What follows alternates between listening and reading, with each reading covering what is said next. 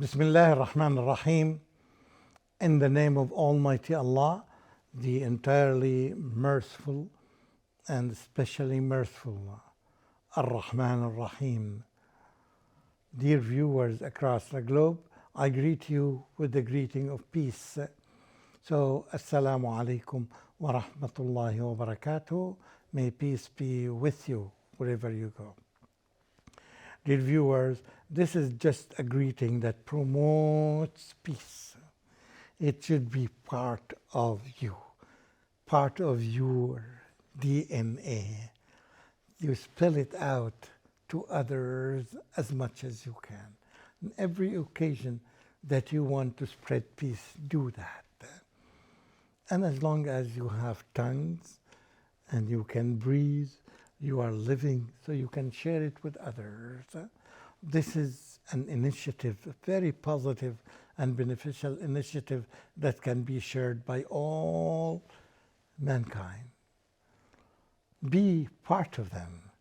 Share it with others, hoping that it will be a beginning of having a peaceful life, a peaceful world, a peaceful mind that you personally enjoy, and then you share it with others. At the same time, you don't wait. You will be enjoying it yourself as an individual, then you need to share it with others. Not just as a greeting, try to implement it in your life. And this is one of our goals, one of our targets, and I'm quite sure it is yours as well. Welcome to this program. Welcome to Treasures from the Holy Quran. And I hope you are ready to carry as many of these treasures as you can. As I am, I'm eager to carry as many as I can. All the time, whenever I have access to the Holy Quran, I take what I want. It depends on the time that I allocate for interacting with the Quran, for understanding the Quran, and I take what I want and immediately try to understand it, and then I start sharing it with other humans. People are waiting for that. Your family members are waiting for that. Your neighbors are waiting for that. Everyone in the entire world is waiting for that. They are looking for something to save them, how to teach them how to act properly in this world and how to act properly to prepare yourself for living the other life. We know that this life is temporary and short and will finish sooner or later. I'm quite sure amongst the people that you live in, some people who have passed away, who died. Every day we see this by our own eyes. People around us, some of the dear ones, some of your neighbors, some of your relatives, some of your friends, some of the people that you have been acquainted with long ago, they passed away. Every human is going to die. This is a fact. Take advantage of this and try to work on yourself first. Save yourself. One of the things, common knowledge among all human beings, that we depend on the people who are around us, close to us, like we depend on our children. We love them and we depend on them. Whenever we need something, we ask them to do this for us. You also need money. This is the thing that makes the world run. And you know that you need it in your life. It's very essential. Money and property. Al-malu wal-banun. They work very well. And that's why people, they are after that. People marry in order to get children. This is the main goal. Yes, they enjoy marriage, yet still when they marry, they want to get children. When they get the first child, they immediately want the second child. Some people try to get as many child as they can. They just organize the timing for that. And they believe that Allah subhanahu wa ta'ala will give them provision and sustenance for that. Yet, money and children will help you as long as you are alive. In most cases. So you need that. You need to invest in their education, to use the money to invest it in having quality children. Yet, there is one day which is known in Islam as Yawm al-Qiyamah, the Day of Judgment. This day, all the properties that you owned in this world will not benefit you.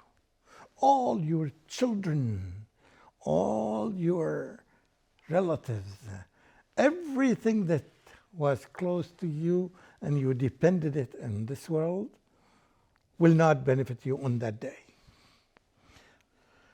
Listen to the Quran, what it says to us. أعوذ بالله من الشيطان الرجيم. This is chapter number 26, ayah number 88. This is how it reads. يوم لا ينفع مال ولا بنون إلا من أتى الله بقلب سليم. Literally, it means the day that nothing can benefit you, even all the money and properties, even your children will not benefit you. Only the thing that benefits you is the qalb salim, the sound heart. What is qalb salim? Before I say that, we usually look for the key word in any sentence. This is a linguistic exercise that most of the people know. What is the key word in this verse? Definitely, most of the people who study that, they will say qalb salim, because without the qalb salim, nothing will benefit you. So this is the only thing that benefits you. So what is the qalb salim? What is the sound heart? What is it? How does it look like? Tell me. Can you describe it to me? Yes. This is something very important for the believers and non-believers as well. I will sum it up to the best of my knowledge in 3 qualities. What is the qalb salim? The first important definition for the qalb salim is that it is salim, void of what? Free from any kind of shirk.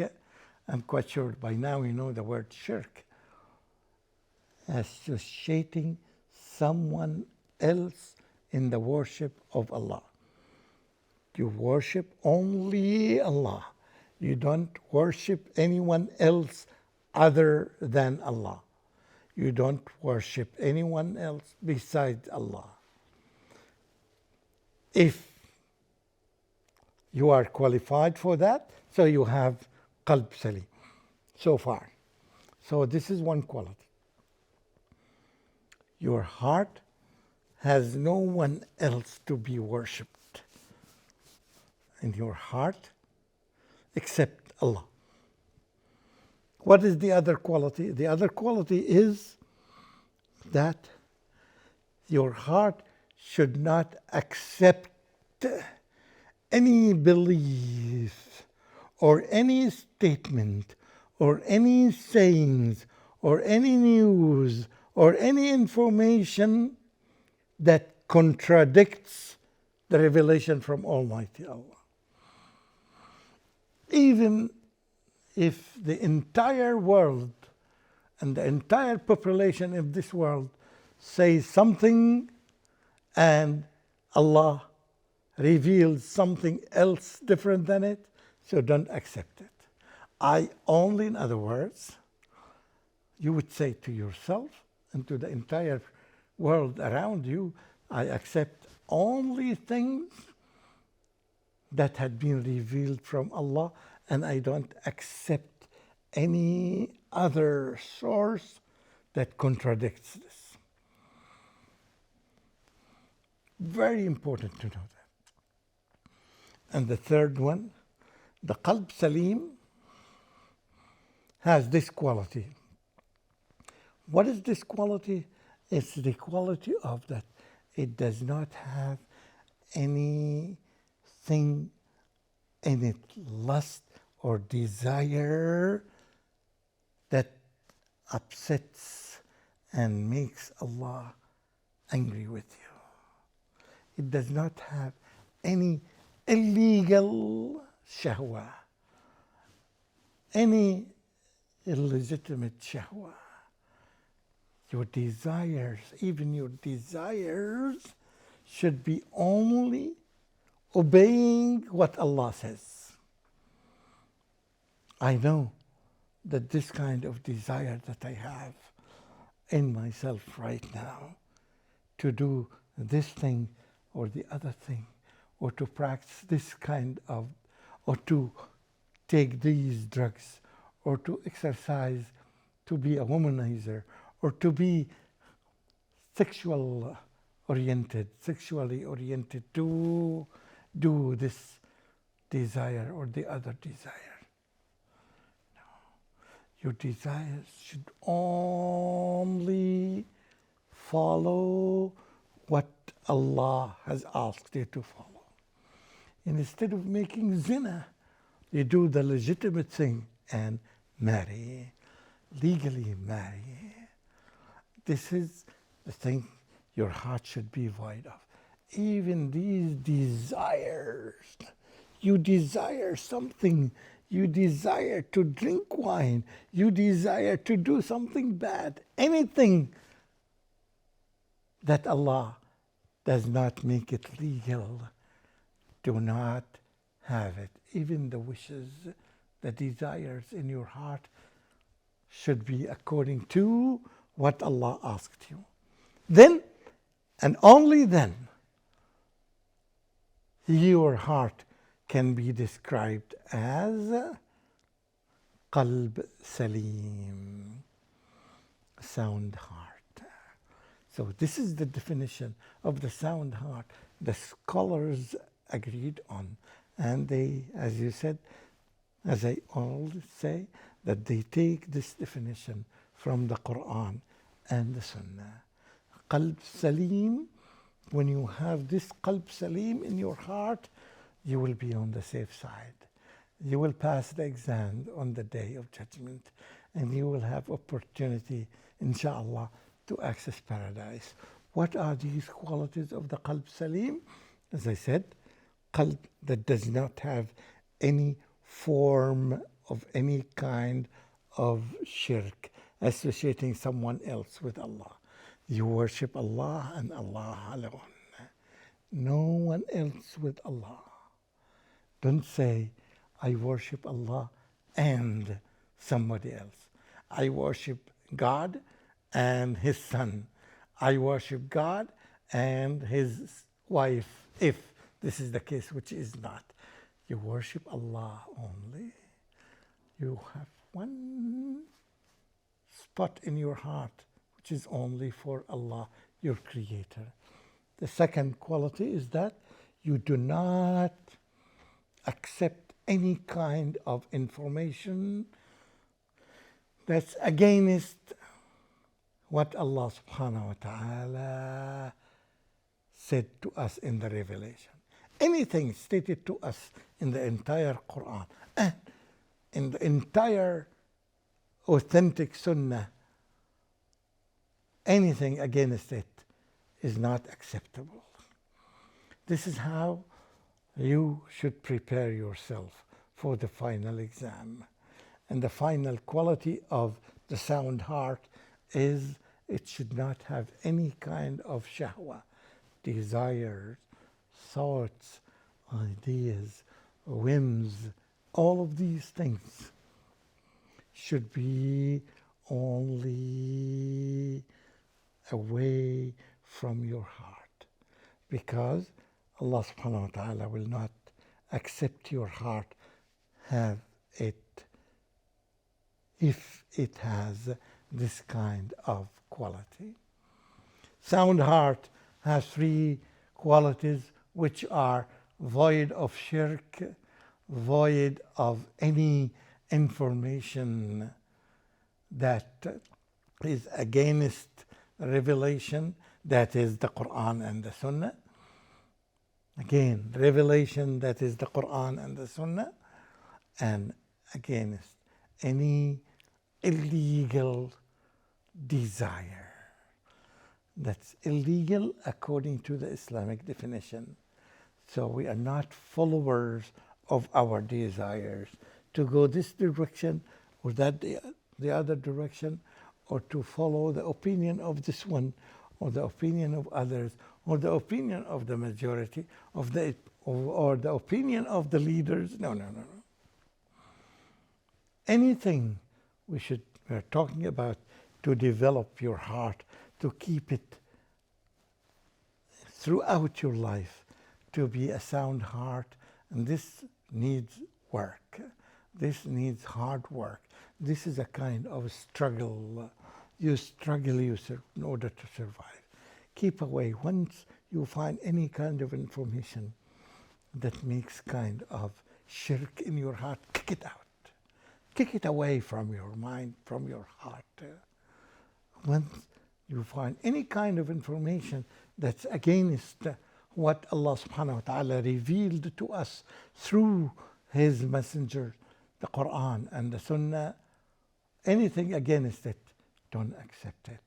And finally, that any kind of even desire, physical desire, or even mental desire, or any thoughts or ideas are against what Allah subhanahu wa ta'ala had made halal for us, kick it out. And thank Allah subhanahu wa ta'ala. We continuously thank Allah for giving us these guidelines that make us best human beings on the earth and ready for the final test on the Day of Judgment. Ameen, ameen. Wa akhiru da'wana an alhamdulillahi rabbil alameen. Wassalamu alaikum wa rahmatullahi wa barakatuhu.